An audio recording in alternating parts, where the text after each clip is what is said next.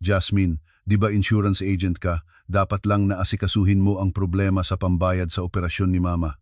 Umalingaw-ngaw ang boses ni Michelle, ang aking hipag, sa loob ng function room ng isang restaurant. Mahigit 20 kamag-anak ng asawa ko ang naroon.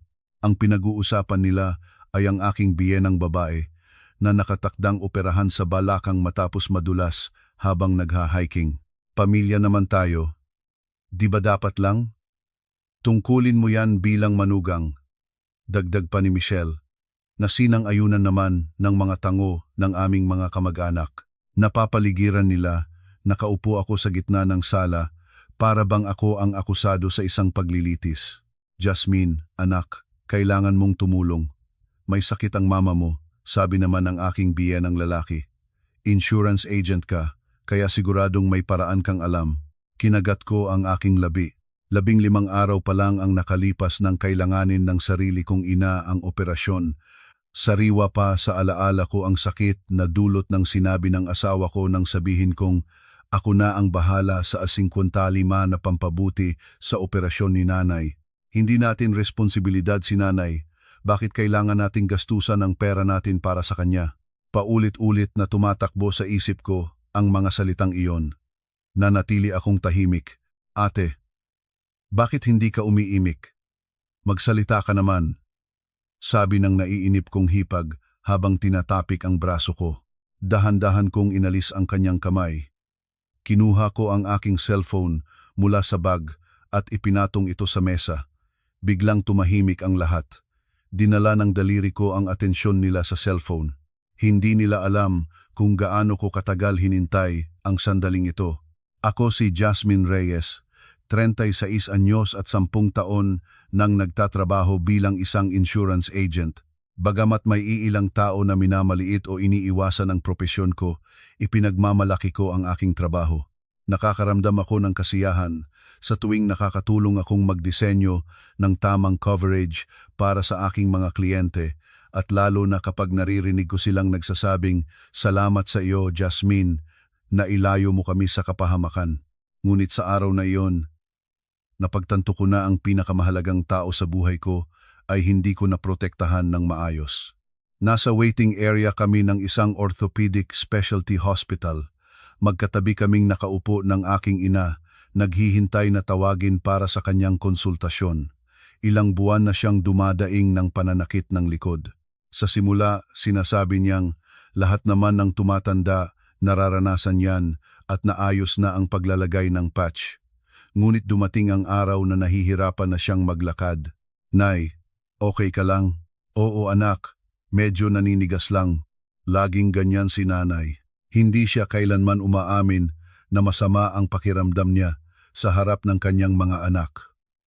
Ako na mismo ang nag-schedule ng appointment sa doktor at pilit siyang isinama. Paglabas ni nanay mula sa klinik, madilim ang kanyang mukha. Tinawag ako ng doktor. Malala na po ang spinal stenosis niya. Naiipit na ang maraming ugat. Kailangan na siyang maoperahan sa lalong madaling panahon. Operasyon po? Opo. Kung magtatagal pa, maaaring magdulot ito ng paralysis sa kalahati ng kanyang katawan. Nanlamig ang buo kong katawan. Gaano kaya katagal tiniis ni nanay ang sakit? Nagsimulang manlabo ang aking paningin. Sa sasakyan pa uwi, mahigpit kong hinawakan ang kamay ni nanay. "Nay, kailangan mong magpa-opera. Ako na ang bahala sa lahat." "Huwag na anak. Okay lang ako. Gamot lang. Ayos na." "Nay," sabi ng doktor, "baka mabaldado ka. Pakiusap. Magpa-opera ka na." Matagal siyang hindi nagsalita bago nagtanong sa mahinang boses, "Jasmine, anak, magkano raw ang operasyon?" Sa sandaling iyon, may isang bagay na pumasok sa isip ko, ang insurance ni nanay. Isang pulisiya na ako mismo ang gumawa para sa kanya 7 taon na ang nakalilipas. Siya ang aking kauna-unahang kliyente noong nagsisimula pa lang ako bilang insurance agent. "Nay, may insurance ka, di ba? Yung ginawa ko para sa'yo." Sasagutin lahat nun. Pagdating sa bahay, agad kong kinuha ang insurance policy ni nanay mula sa drawer. Nanginginig ang aking mga kamay. Binuklat ko ito at tiningnan ang mga rider at para bang huminto ang pagtibok ng puso ko. Walang special rider para sa mga sakit sa gulugod. Spin, paano nangyari ito? Sinuri ko muli ang polisiya mula simula hanggang dulo.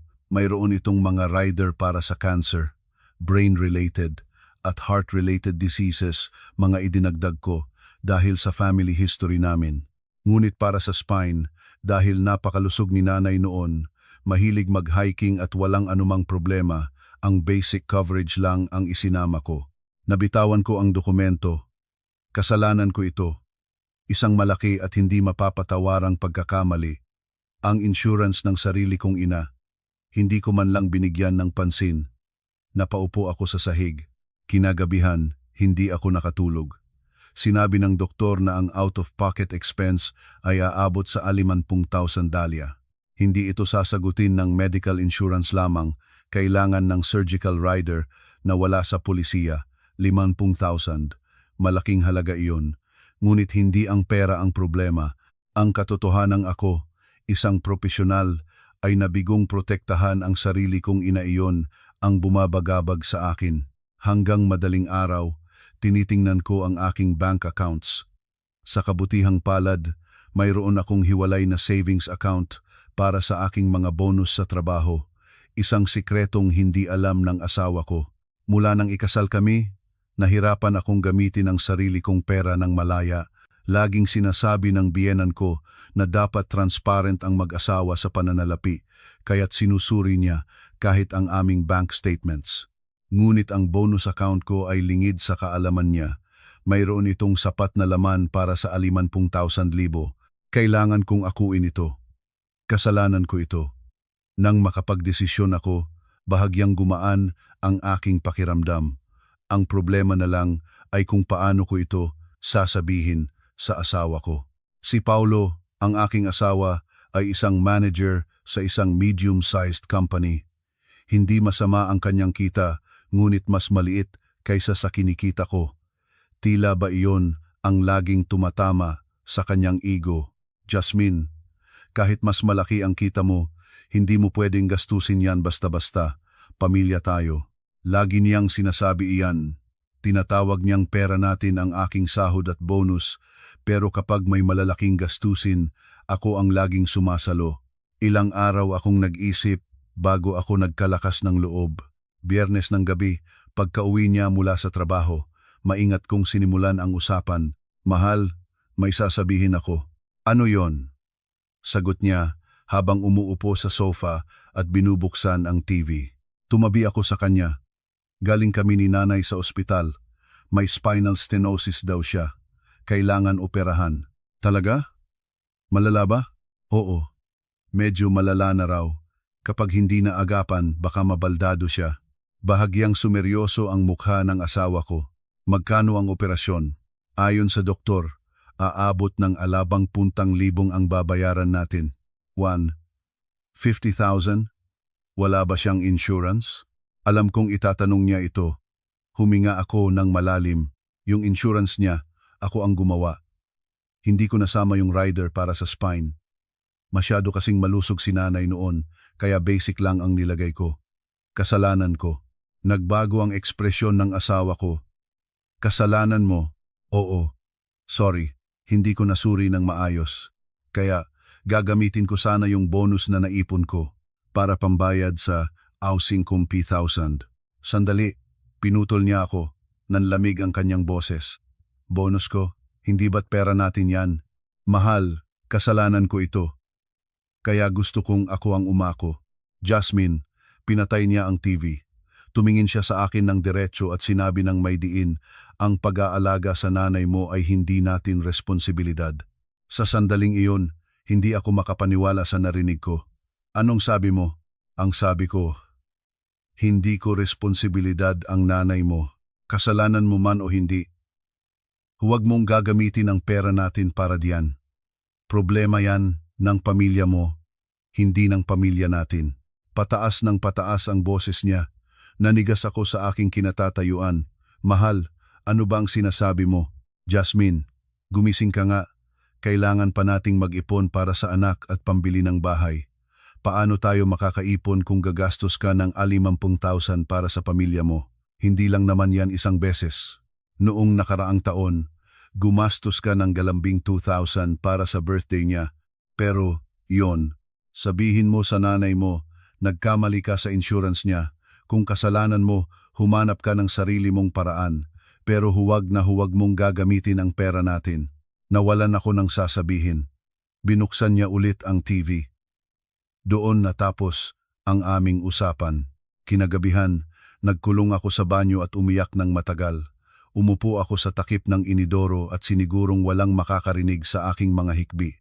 Hindi ko responsibilidad ang nanay mo. Paulit-ulit na umalingaw-ngaw sa aking isipan ang mga salitang iyon. 8 taon na kaming kasal. Sa loob ng 8 taon na iyon, lagi akong nag-aambag sa mga gastusin ng pamilya niya. 30,000 para sa 70th birthday ng biyenan ko, 20,000 para sa 60th birthday ng biyenan kong lalaki, 10,000 para sa binyag ng anak ng hipag ko. Ni minsan, hindi niya sinabing hindi natin responsibilidad. Pero ang nanay ko, hindi responsibilidad. Lumipas ang weekend. Lunes ng umaga, habang nag-aayos ako para pumasok, tumunog ang cellphone ng asawa ko. Ang biyenan ko ang tumatawag, kinuha niya ito at lumabas para sagutin. Ilang sandali pa, tinawag niya ako. Jasmine, si Mama, kausapin mo raw. Ibinigay niya sa akin ang telepono. Kinabahan ako. Ma, si Jasmine po ito. Oh, Jasmine, narinig ko kay Paulo. Ooperahan daw ang nanay mo? Sinabi pala ng asawa ko. Huminga ako ng malalim bago sumagot. Opo, Ma. May spinal stenosis po kasi siya. Pero, nanlamig ang boses ng biyenan ko.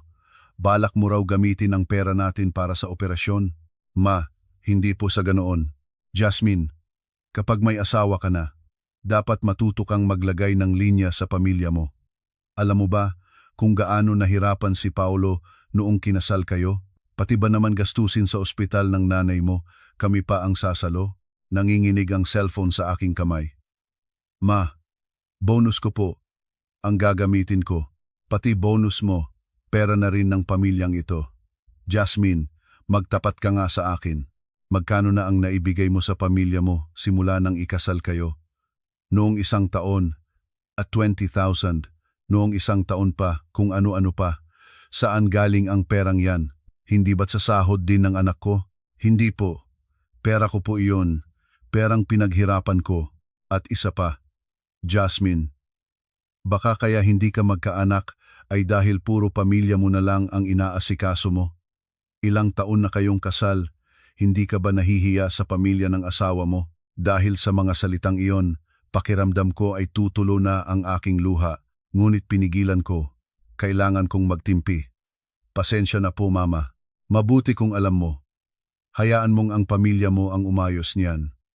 Wala kaming maitutulong diyan. Natapos ang tawag. Ibinaba ko ang telepono at nanatiling nakatayo. Ang asawa ko ay nanonood ng balita sa sala. Dapat matuto kang maglagay ng linya sa pamilya mo. Baka kaya hindi ka magkaanak. Tumatak sa puso ko ang mga salitang iyon. Sa opisina, hindi ako makapag-focus sa trabaho. Sa oras ng tanghalian, tiningnan ko ang aking cellphone at may nakitang mensahe sa family group chat. Ang hipag kong si Michelle ang nag-post. Ate, narinig ko kay Kuya, malaki raw problema mo sa pambayad sa operasyon ng nanay mo. Pero, ate, sa totoo lang, bilang pamilya ng asawa mo, medyo hindi maganda sa pakiramdam. Para kasing pamilya mo na lang lagi ang iniisip mo. Sa ilalim ng mensahe, isa-isang nag-like ang mga kamag-anak ng asawa ko. Isin-off ko ang group chat at ibinalik ang cellphone sa bag. Nagpunta ako sa banyo at tumingin sa salamin. Hindi ko na makilala ang sarili ko. Kailan pa ako naging ganito kahabag-habag? 10 taon akong nagtrabaho bilang insurance agent. Para sa mga kliyente ko, ako si maaasahang Jasmine. Pero sa bahay, wala akong halaga. Ang opinyon ko ay binabalewala. Ang pera ko ay nagiging pera natin. At ang nanay ko ay nagiging ibang tao. Pagkatapos ng trabaho, dumaan ako sa bahay ni nanay. Nakahiga siya sa sofa sa sala. Nang makita niya ako, pilit siyang ngumiti at sinubukang bumangon. Nay, okay lang. Huwag ka nang bumangon. Jasmine, anak, kumain ka na ba? Opo, kumain na po. Ako rin. Pero, Jasmine. Nay, anong sinasabi mo? Sabi ng doktor. Kailangan, hindi anak. Okay lang talaga ako. Nang makita ko ang mga mata niya, naintindihan ko. Alam niyang pinapahirapan ako ng pamilya ng asawa ko. Nay, Jasmine, okay lang talaga si nanay. Mahirap ang buhay may asawa. Ayokong dumagdag pa sa problema mo. Tumulo ang luha ko. Nay, hindi ka pabigat. Huwag mo nang sasabihin yan. Jasmine. Hinawakan ni nanay ang aking kamay. Magaspang na ito. Gaano kaya siya naghirap para lang mapalaki ako? Nay, magpapa-opera ka. Ako na ang bahala sa lahat. Habang pauwi, nakapagdesisyon na ako. Ano man ang sabihin ng asawa ko o ng biyenan ko, aakuin ko ang responsibilidad dahil kasalanan ko ito at dahil nanay ko siya. Kinagabihan, hating gabi na nang umuwi ang asawa ko. Galing daw sa isang team dinner. Habang naliligo siya, tiningnan ko ang kanyang cellphone. May isang notification mula sa messenger. Isang mensahe mula sa hipag ko para sa asawa ko. Nakita ko ang preview. Kuya, padalhan mo naman ako ng pera. Pambayad sa tuition ng mga bata. Natigilan ako. Padalhan ng pera. Lumabas ang asawa ko mula sa banyo. Nagkunwari akong walang nakita at ibinaba ang telepono. Jasmine, bukas kailangan nating pumunta kina mama. Bakit? Pinapatawag niya tayo. May family gathering daw. Family gathering. Heto na naman. Tumango na lang ako. Kinabukasan, linggo, pumunta kami sa bahay ng biyenan ko. Naroon na rin ang pamilya ng hipag ko. Nagtipon kaming lahat sa sala. Nagsimulang magsalita ang biyenan ko. Ngayong nandito na tayong lahat, Jasmine. Ano na ang nangyari sa problema ng pamilya mo? Lahat ng mata ay nakatuon sa akin. Inaalam ko pa po. Anong inaalam? Huwag mo nang isipin na gagamitin mo ang pera natin. Maliwanag ba? Opo, mama. At isa pa, tumingin ang biyenan ko sa hipag ko. Si Michelle, medyo gipit ngayon sa pambayad sa tuition ng mga anak niya. Jasmine, nakatanggap ka ng bonus, di ba? Pwede ka namang tumulong para sa mga pamangkin mo, hindi ba? Hindi ako makapaniwala sa narinig ko. Ano po ulit yon, mama? Kailangan nating magtulungan bilang pamilya. Ngumiti sa akin si Michelle. Isang ngiti na puno ng panlalamang. Ate, pasensya na ha. Pero babayaran ka rin ni kuya. Babayaran? Kailan? Hindi ako nakaimik. Ang asawa ko, nakayuko lang sa tabi ko. Sa sasakyan pa uwi, tinanong ko siya. Mahal, nagpadala ka ba ng pera kay Michelle? Ha? Magkano? Mga ilang beses na.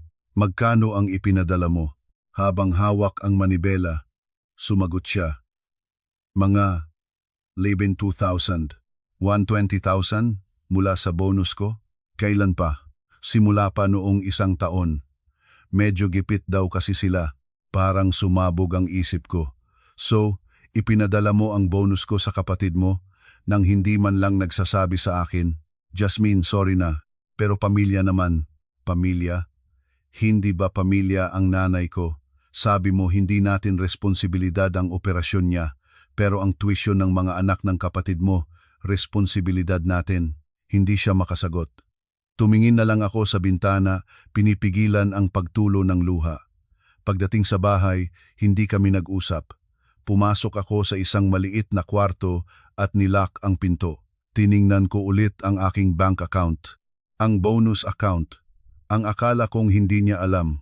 Para makasiguro, sinuri ko ang transaction history. Laking gulat ko sa aking nakita. May mga record ng transfer mula sa account ko papunta sa account ng hipag ko. 13,000 bawat buwan sa loob ng 6 na buwan. Alam pala niya ang tungkol sa bonus account ko. At nalaman niya ang password para lihim na padalhan ang kapatid niya. Napaupo ako sa sahig. Ilang araw ang lumipas. Paulit-ulit lang ang routine ko. Trabaho, uwi. Halos hindi kami nag-uusap ng asawa ko. Tuwing umaga, magkakasalubong kami at sasabihin niyang, sorry, pero hindi ako sumasagot. Miyerkules ng gabi, dumaan ako sa bahay ni nanay. Naghahanda siya ng hapunan kahit na masakit ang kanyang likod. Nay, ako na po. Maupo na kayo.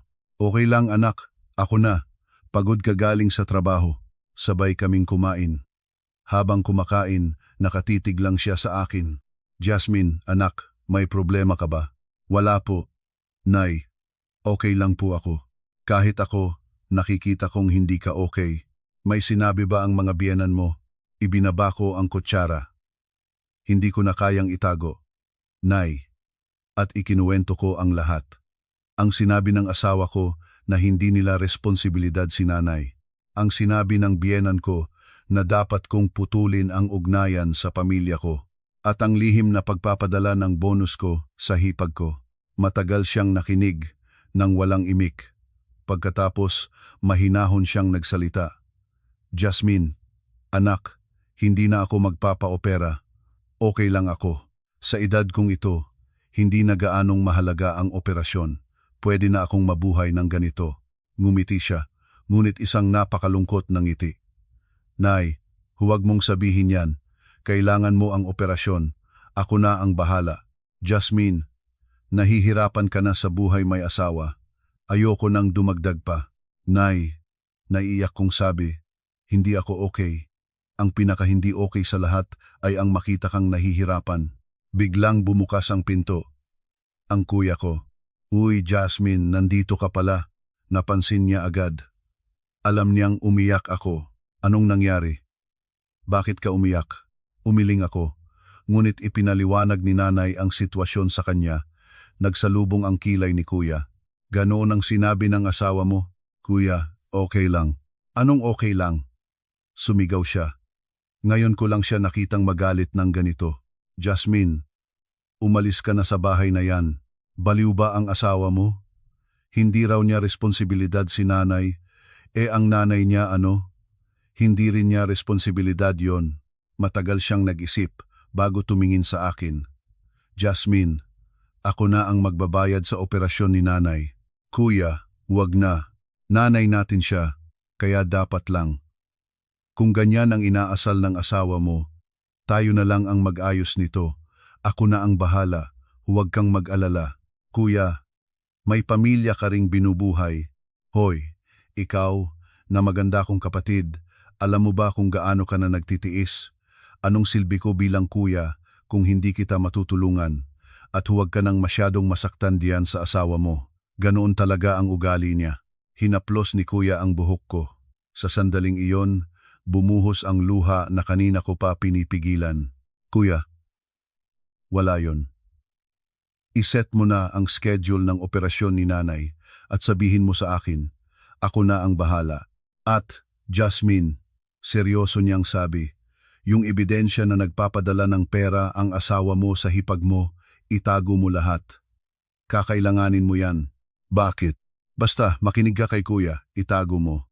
Kinagabihan, pag-uwi ko, kinuha ko ng screenshot ang lahat ng transaction history, ang lahat ng perang ipinadala sa account ng hipag ko. Nagdesisyon din akong i-record ang mga usapan namin ng asawa ko.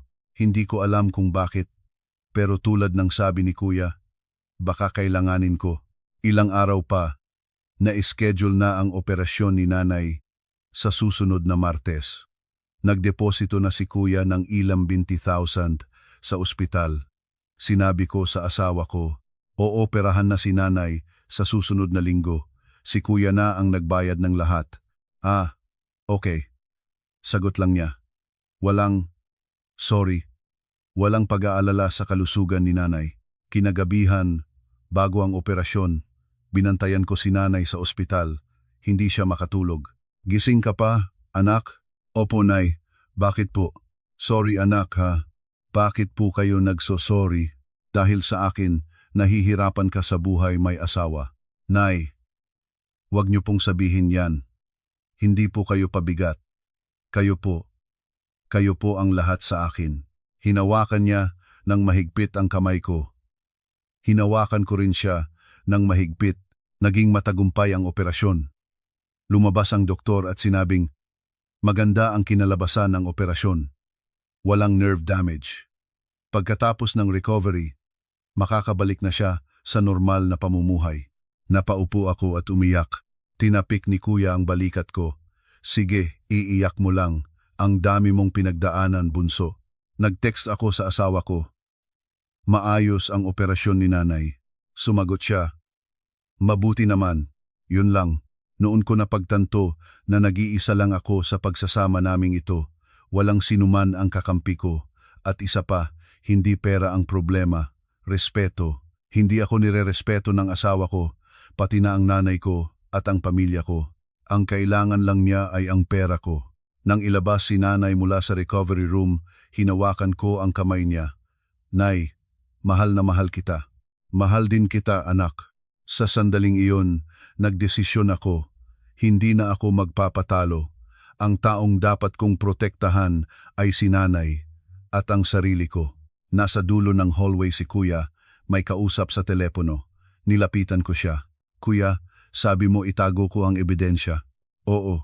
Naitago mo na lahat? Oo. Transaction history, mga usapan, lahat. Ngumiti si kuya. Magaling. Itago mo yan ng mabuti. Darating ang panahon. Anong panahon? Ang panahon na hihilingin sa'yo ng pamilya niya ang parehong bagay. Hindi ko naintindihan noon kung ano ang ibig sabihin ni kuya, pero hindi nagtagal, nalaman ko rin, wala pang 2 linggo. 2 linggo matapos ang operasyon ni nanay, nakalabas na siya ng ospital at nagpapagaling sa bahay. Tuwing may pagkakataon, dumadalaw ako para alagaan siya. Sabado ng hapon noon, nanonood kami ng TV sa sala. Malaki na ang ipinagbago ng kanyang paglakad. Jasmine, anak, tingnan mo. Kaya ko nang maglakad mag-isa. Salamat sa'yo. Siyempre naman, Nay, huwag ka na lang ulit magkakasakit. Biglang tumunog ang cellphone ko. Ang asawa ko. Mahal. Nasaan ka? Kina nanay. Bakit? Pumunta ka rito sa ospital ngayon din. Si mama, hinimatay. Parang huminto ang mundo ko. Ano? Nasa R. Si mama. Bilisan mo. Nagpaalam ako agad kay nanay at kumaripas ng takbo papunta sa ospital. Sa labas ng emergency room, nandoon ang asawa ko at ang hipag ko. Anong nangyari? Nadulas si mama habang nagha-hiking. Fracture daw sa balakang, umiiyak na sabi ng hipag ko. Ate, paano na si mama? Pumasok ako. Nakahiga ang biyenan ko sa kama, maputla ang mukha. Ma, okay lang po kayo? Tumingin siya sa akin at kumunot ang noo. Ang sakit-sakit. Tapos tatanungin mo kung okay lang? Bakit ngayon ka lang? Pasensya na po. Galing po ako, kina nanay. Nanay mo na naman. Nasa R. Na nga ang biyenan mo. Hindi ako umimik. Lumabas ang doktor. Sino po ang pamilya? Lumapit ang asawa ko. Ako po. Total fracture po sa femur. Kailangan siyang operahan, bukas o sa makalawa. Operasyon po? Magkano po? Aabot po ng humigit kumulang 100,000. Kung may insurance, ang babayaran nyo ay nasa 13,000 hanggang 11,000. 100,000. Out of pocket, 15,000. Namutla ang asawa ko, pati na rin ang hipag ko. Kuya, saan tayo kukuha ng pera? Ewan ko, baka kailanganin nating kunin ang savings natin. Anong savings? Sigaw ng biyenan ko. Pera yon para sa bahay. Jasmine, di ba insurance agent ka? Gawan mo ng paraan. Nakatayo lang ako roon. Pinagmamasdan sila. Ang asawa kong sumigaw na hindi natin responsibilidad ang nanay mo. Ang biyenan kong nagsabing, dapat putulin ang ugnayan sa pamilya mo. Ang hipag kong nagpost sa group chat na puro pamilya mo na lang ang iniisip mo. Lahat sila nakatingin sa akin ngayon. Hinihiling na ako ang magbayad, na ako ang umayos ng lahat. Jasmine, bakit nakatayo ka lang dyan? Gawan mo ng paraan ang bayarin sa ospital. Hinawakan ako sa braso ng hipag ko. Inalis ko ang kamay niya. Bakit ko naman gagawin yon? Ano? Anong sabi mo? Bakit ko kailangang bayaran ang gastusin sa ospital ni mama? Biglang tumahimik ang hallway. Nakatingin sa akin nang may pagtataka ang asawa ko at hipag ko. Jasmine, anong sinasabi mo? Lumapit ang asawa ko. Mahal, nung kailangan ng nanay ko ng 55 para sa operasyon, anong sinabi mo? Hindi ba't sinabi mong hindi mo siya responsibilidad? Pero, kung ganoon, hindi ko rin responsibilidad ang nanay mo. Sumabat ang hipag ko. Ate, nagbibiro ka ba? May sakit si mama. May sakit din ang nanay ko noon. Spinal stenosis na maaaring ikabaldado niya. Anong sinabi niyo noon? Na dapat kong putulin ang ugnayan sa pamilya ko, di ba? Pero, hindi naman sa ganoon. Tiningnan ko ng diretso ang asawa ko. Ayusin niyo yan, nang kayo-kayo lang, hindi ako magbibigay kahit isang sentimo. Tumalikod ako at nagsimulang maglakad. Mula sa likod, sumigaw ang hipag ko. Ate, ganyan ka na ba talaga? Pamilya tayo. Huminto ako. Hindi ako lumingon. Pamilya? Hindi ba't hindi nyo itinuring na pamilya ang nanay ko? Lumabas ako ng emergency room. Paglabas ko, parang hindi ako makahinga. Umupo ako sa isang bench at umiyak ng matagal, hindi dahil sa galit o sa gaan ng loob, kundi dahil sa lungkot. Lungkot na ganito kasira ang pagsasama namin. Tumunog ang cellphone ko. Ang asawa ko, hindi ko sinagot. Paulit-ulit siyang tumawag. Pati ang hipag ko, at mula sa numero ng biyenan ko, inignore ko lahat at umuwi. Pagdating ko sa bahay, nandoon na siya. Jasmine, tumakbo siya papalapit. Jasmine, pakiusap, tulungan mo kami sa bayarin sa ospital. Wala na kaming ibang paraan. Ano man ang paraan niyo. Bakit ako kasali diyan? Jasmine, pamilya tayo. Pamilya? Natawa ako ng mapakla. Ano bang ginawa niyo sa akin bilang pamilya? Ang operasyon ng nanay ko, hindi niyo responsibilidad, pero ang bonus ko, lihim mong ipinadadala sa kapatid mo. Ganoon ba ang pamilya? Sorry na, nagkamali ako. Pero ngayon, kailangan ka namin. Kailangan niyo ako dahil sa pera. Pare-pareho lang kayo. Lumuhod siya. Jasmine, pakiusap. Isang beses lang, tulungan mo kami. Babayaran kita. Tiningnan ko siya. Naaawa ako. Pero walang simpatya. Ayoko. Kayo ang umayos niyan. Pumasok ako sa kwarto at nilak ang pinto. Buong gabi siyang kumakatok. Ang hipag ko, nagpadala ng napakaraming text.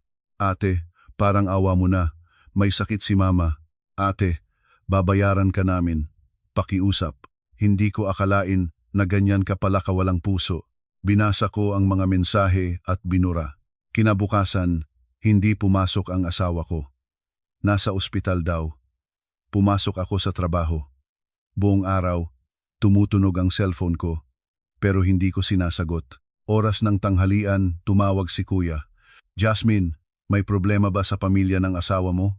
Paano mo nalaman, kuya? Tumawag sa akin ang asawa mo. Nanghihiram ng pera. Huminga ako ng malalim at ipinaliwanag ang sitwasyon. Matagal siyang nakinig bago nagsalita. Jasmine, tama ang ginawa mo. Hindi mo sila dapat tulungan, lalo na sa mga ginawa nila sa'yo. Pero, Jasmine, maghanda ka na. Para saan? Magpapatawag sila ng family meeting. Pipilitin ka nila. At doon, ilabas mo lahat ng ebidensyang tinago mo. Huwag kang mag-alala, kuya. Nasa likod mo lang. Ikaw ang mananalo dito. Pagkatapos ng tawag, nakatanggap ako ng text mula sa asawa ko. Jasmine, may family meeting bukas ng gabi. Kailangan mong pumunta. Pag-uusapan ang tungkol sa operasyon ni mama. Heto na, ang sandaling hinihintay ko. Pag-uwi ko, sinuri ko ulit lahat ng ebidensya. Transaction history, voice recordings, messenger screenshots. Handa na ang lahat. Bukas, matatapos na ang lahat. O mas tamang sabihin, magsisimula pa lang. Ang bagong buhay ko. Kinagabihan, hindi ako mapakali. Paulit-ulit na tumatakbo sa isip ko ang mangyayari sa family meeting. Mga 2:00 ng madaling araw, bumangon ako at pumunta sa maliit na kwarto. Binuksan ko ang drawer at kinuha ang isang USB. Naroon ang lahat ng ebidensya, isa-isa kong sinuri. Una, ang boses ng asawa ko, malinaw at malakas. Ang pag-aalaga sa nanay mo ay hindi natin responsibilidad. Problema yan ng pamilya mo, hindi ng pamilya natin. Pangalawa, ang transaction history. Mula sa bonus account ko, papunta sa account ng hipag ko, 3,000 bawat buwan sa loob ng 6 na buwan. Kabuoang gisaulin 1,000 bukod pa sa 11,000 na nauna niyang ipinadala. Pangatlo, ang screenshot ng group chat. Ate, para kasing pamilya mo na lang lagi ang iniisip mo mula sa hipag ko. Kapag may asawa ka na, dapat matuto kang maglagay ng linya sa pamilya mo mula sa biyenan ko at ang mga like ng mga kamag-anak nila. Sapat na ang ebidensya. Tumingin ako sa bintana, madilim pa, ngunit sisikat din ang araw, pati na rin sa buhay ko. Kinagabihan, pumunta ako sa isang restaurant malapit sa bahay ng mga biyenan ko. Nag-reserve daw sila ng function room. Pagbukas ko ng pinto, naroon ang halos 20 kamag-anak ng asawa ko. Ang asawa ko, biyenan, hipag, pati na ang mga tiyuhin at tiyahin na minsan ko lang nakita noong kasal namin. Lahat ng mata nakatuon sa akin. Jasmine, andiyan ka na pala. Maupo ka. Sabi ng biyenan kong lalaki. Umupo ako sa dulo ng mesa. Sinubukan ng asawa kong tumabi sa akin pero hinarangan ko ng bag ko ang upuan. Naroon din ang biyenan ko. Galing yata sa ospital. Maputla pa rin siya. Ngayong nandito na tayong lahat, dumiretso na tayo sa punto. Sabi ng biyenan kong lalaki, kailangang operahan ang mama nyo, pero malaki ang gastusin. Ang babayaran lang natin ay 50,000. Nagbulungan ang mga kamag-anak. 50,000? Wala bang insurance? Meron, pero hindi sapat ang coverage. Sagot ng hipag ko. Kaya naisip namin, dahil si Ate Jasmine ay isang insurance agent, baka matulungan niya tayo. Lahat sila ay tumingin sa akin. Oo nga, si Jasmine nasa insurance. Siguradong may paraan yan. Pamilya naman. Dapat lang tumulong. Pinagmasdan ko sila isa-isa. Tumingin sa akin ang biyenan kong lalaki. Jasmine, anak, asikasuhin mo na ang bayarin sa operasyon ni Mama. Dahil nasa insurance ka, siguradong may alam kang paraan. Paraan po? Oo. Umutang ka man o ano? Umutang. Sa pangalan ko. Para sa operasyon ng biyenan ko. Dahan-dahan akong tumango. Kung ganoon po. Maaari po ba akong magtanong? Ano yon? Bakit po kailangan kong bayaran ang operasyon ni Mama? Biglang tumahimik ang buong kwarto. Ano? Anong klaseng tanong yan? Kumunot ang noo ng biyenan kong lalaki. Tungkulin ng manugang na alagaan ang biyenan niya. Diba? Kung ganoon po, tungkulin din po ba ng manugang na bayaran ang operasyon ng sarili niyang ina? Ano? 3 buwan po ang nakalipas na operahan ang nanay ko dahil sa spinal stenosis. Ang bayarin, 50,000 din. Nagbulungan muli ang mga kamag-anak. At alam niyo po ba kung ano ang sinabi ng pamilyang ito? Kinuha ko ang cellphone ko at ipinatong sa mesa. Gusto niyo po bang pakinggan? Pinindot ko ang play. Umalingaw-ngaw ang boses ng asawa ko sa buong kwarto. Ang pag-aalaga sa nanay mo ay hindi natin responsibilidad. Problema yan ng pamilya mo, hindi ng pamilya natin. Nanigas ang lahat. Sumama ang mukha ng biyenan kong lalaki at nagtinginan ang mga kamag-anak. Ang biyenan ko, kinagat ang labi. Ito, sinubukang tumayo ng asawa ko. Maupo ka, sabi ko. Hindi pa ako tapos. Pinatugtog ko ang pangalawang file, ang boses ng biyenan ko. Kapag may asawa ka na, dapat matuto kang maglagay ng linya sa pamilya mo. Baka kaya hindi ka magkaanak ay dahil diyan. Isang kamag-anak ang umubo. Meron pa po, sabi ko. Ang operasyon ng nanay ko, ang kuya ko po ang nagbayad ng lahat. Wala po akong inilabas kahit 1 sentimo. Ano? Sigaw ng hipag ko. So, kuya mo ang nagbayad? Ikaw. Opo, hindi ako nagbayad. Dahil sabi ng pamilyang ito, hindi namin responsibilidad ang nanay ko. Kaya ang pamilya ko ang umayos. Ngayon, ang tanong ko, bakit ang nanay ko, hindi ko responsibilidad, pero ang biyenan ko, responsibilidad ko? Walang makasagot. Hindi ba't dapat ang sariling anak ang umako ng responsibilidad? Sabi ko. Hinampas ng biyenan kong lalaki ang mesa. Jasmine, Wala ka ng galang sa mga nakakatanda. Hindi po ito kawalan ng galang. Ito po ay pagiging patas. Ang nanay ko, hindi pwede. Pero ang biyenan ko, pwede. Hindi po ba't mas kakatwa yun? Sumabat ang isang tiyahin. Jasmine, pero biyenan mo pa rin siya. May tungkulin ka bilang manugang. Tungkulin po? Natawa ako. Kasama po ba sa tungkulin ang sabihan ang manugang na putulin ang ugnayan sa pamilya niya? Ang lihim na pagkuha sa bonus ng manugang para ibigay sa hipag, tungkulin din po ba yon? Ipinakita ko ang screen ng cellphone ko. Malinaw na nakikita ang transaction history. Ang 18,000 na nawala sa account ko nang walang pahintulot, nagbulungan ang mga kamag-anak. Totoo ba yan?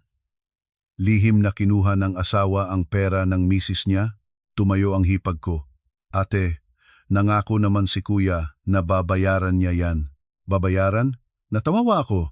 Kailan? Paano? 6 na buwan na, wala pa siyang binabayaran kahit 1 sentimo. At tingnan niyo po ito. Ipinakita ko ang screenshot ng group chat. Ate, para kasing pamilya mo na lang lagi ang iniisip mo. Ipinost niyo po ito sa family group chat at marami pong like mula sa inyo. Turo ko sa mga kamag-anak na namumula na ang mukha. Ginawa niyo akong isang makasariling manugang na puro pamilya ko lang ang iniisip. Pero ano po ang totoo? Tumayo ako. Ang totoo, wala akong ginastos para sa pamilya ko kahit 1 sentimo. Si kuya ang sumalo lahat. Sa kabilang banda, ano naman ang naibigay ko sa pamilyang ito? Binilang ko sa aking mga daliri. 30,000 para sa 70th birthday ni Mama, 20,000 para sa 60th birthday ni Papa, 10,000 para sa binyag ng pamangkin ko, 10,000 tuwing Pasko at Bagong Taon.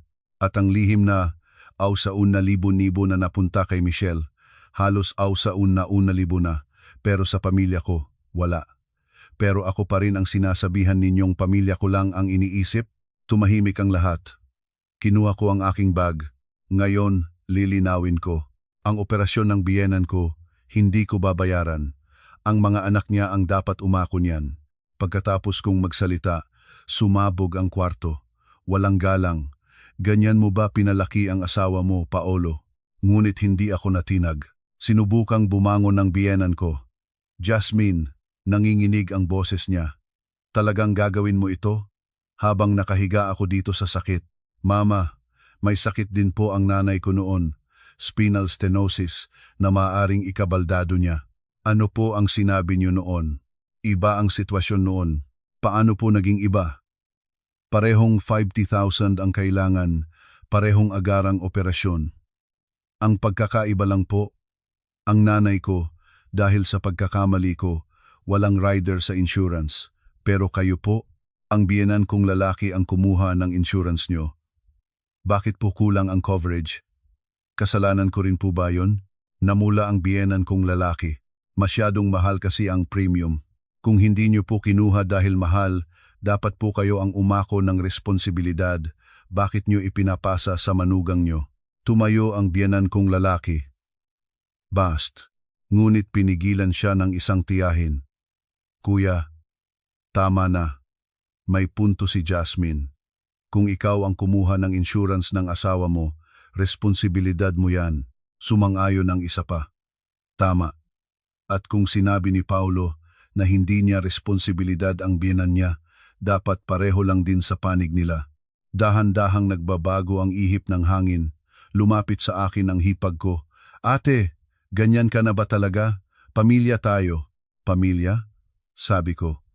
Michelle, kailan mo ba ako tinuring na parang pamilya? Noong lihim mong ginamit ang bonus ko, nagsorry ka ba? Ibinalik mo ba ang perang ipinangako mong babayaran?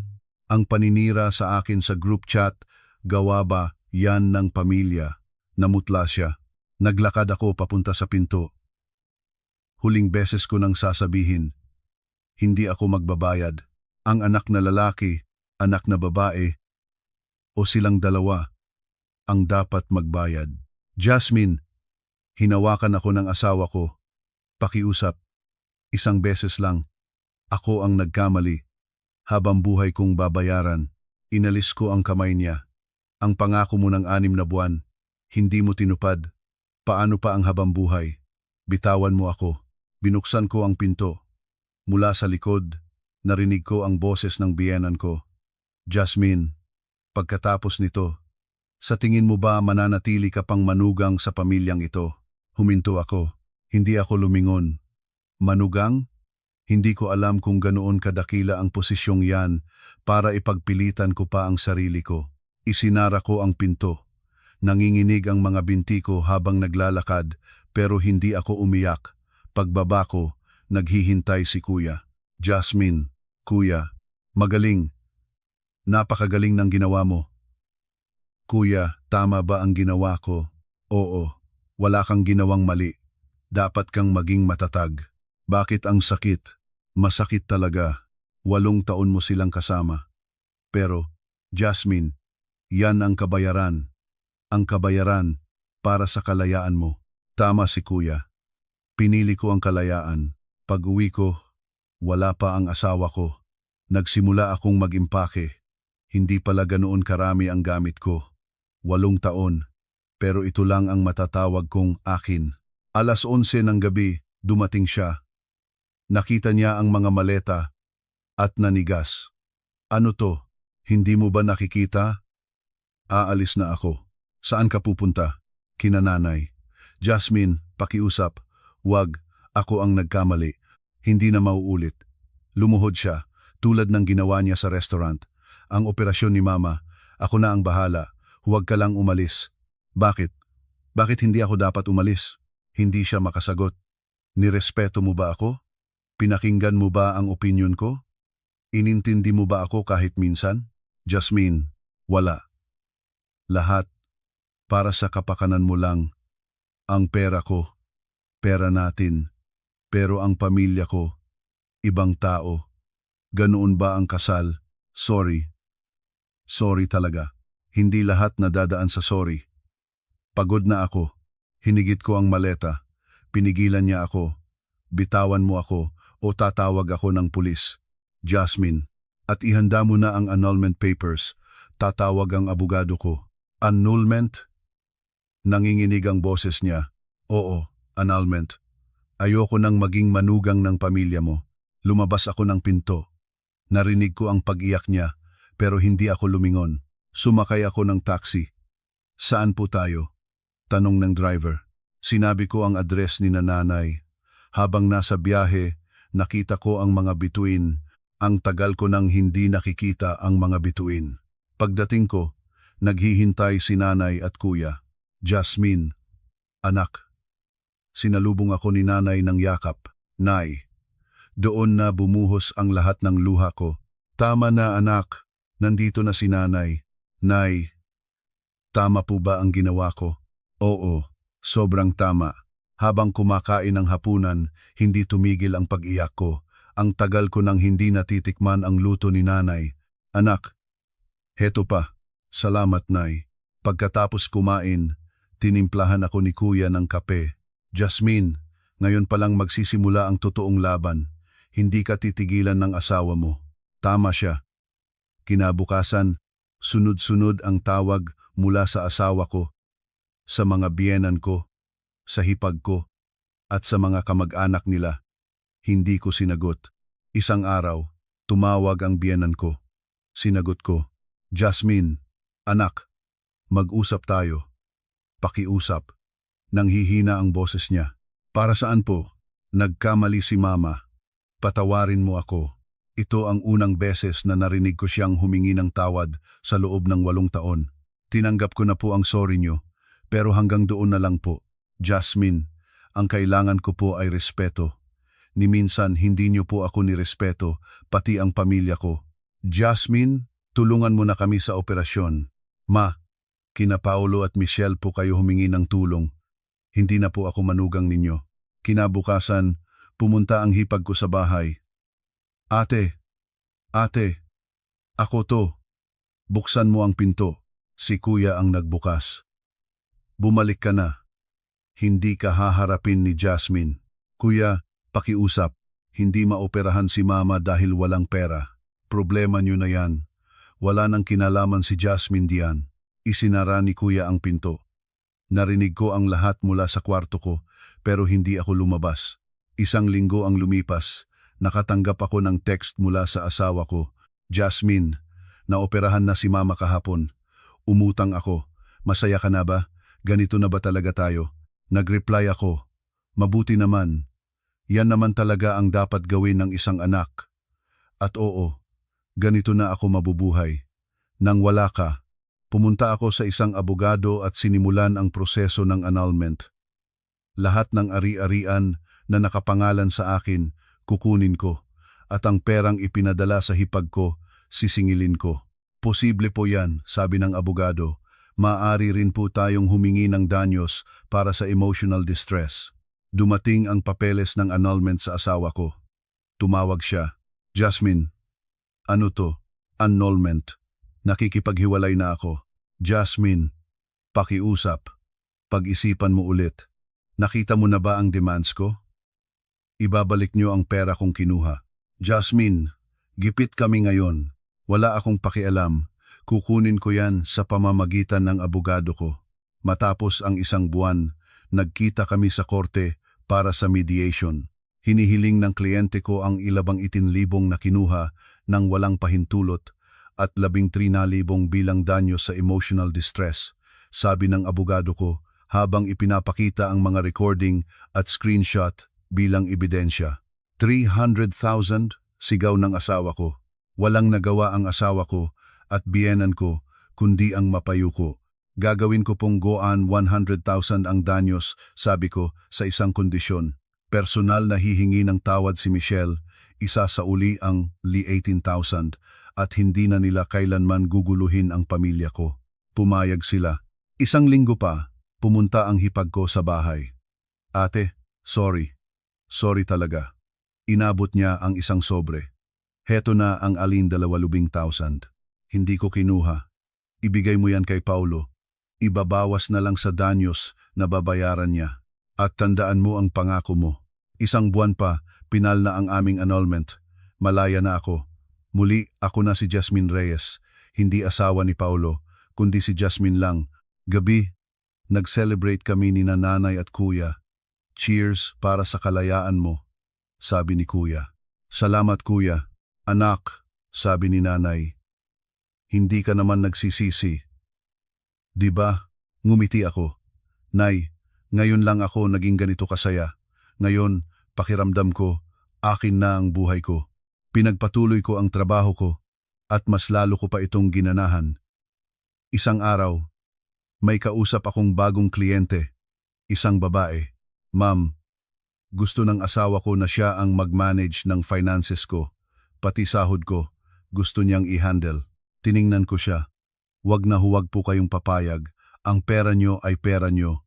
Hindi porket kasal kayo, nagiging pera natin na yan. Protektahan nyo ang sarili nyo dahil walang ibang gagawa niyan para sa inyo. Base po ba sa karanasan nyo, ma'am? Ngumiti ako ng mapakla. Opo, kaya siguradong sigurado po ako sa sinasabi ko. 6 na buwan ang lumipas. Isang hapon, namamasyal kami ni nanay sa parke. Magaling na siya. Anak, tingnan mo ang mga binti ko. Ayos na. Salamat sa Diyos, Nay. Jasmine, anak, sabi niya. Masaya ka na ba? Tumingin ako sa kanya at ngumiti ng malapad. Opo, Nay. Sobrang saya ko. Ngayon, pakiramdam ko, akin na talaga ang buhay ko. Habang naglalakad, naisip ko, hindi katapusan ang kasal at hindi rin katapusan ang annulment. Ang buhay ko ay magpapatuloy at ngayon mabubuhay ako hindi bilang manugang o asawa ng kung sino kundi bilang si Jasmine.